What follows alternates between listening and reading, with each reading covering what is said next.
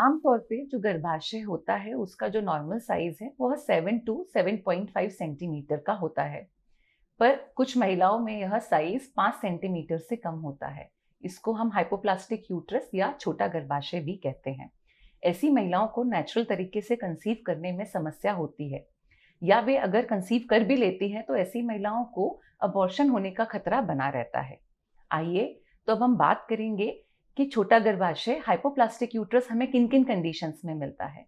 इसका सबसे most common जो कारण होता है वो होता है कंजेनाइटल हाइपोप्लास्टिक यूट्रस।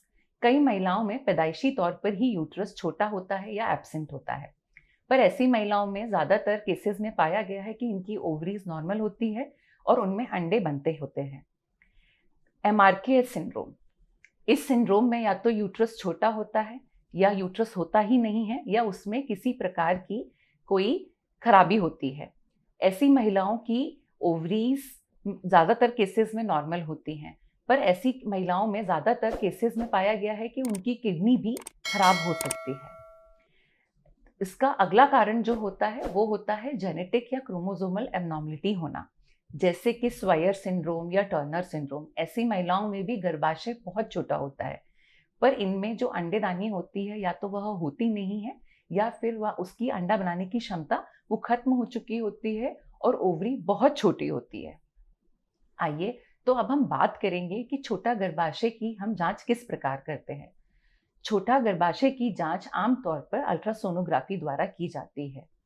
इसमें यूट्रस का साइज 5 सेंटीमीटर से कम होता है। हाइपोप्लास्टिक यूट्रस यानी छोटा गर्भाशय में हम प्रेगनेंसी अचीव कर सकते हैं। उसके लिए हम पेशेंट को हार्मोन रिप्लेसमेंट थेरेपी यानी कि ईस्ट्रोजन और प्रोजेस्टेरोन हार्मोन की थेरेपी 3 से 6 महीने के लिए देते हैं। इससे हमें नॉर्मल साइज का यूट्रस मिल जाता है।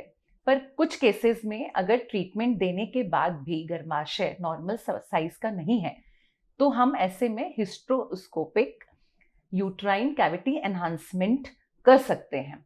इसके बाद हम महिलाओं को या तो नेचुरली या आईवीएफ के द्वारा प्रेगनेंसी प्लान करने की सलाह देते हैं।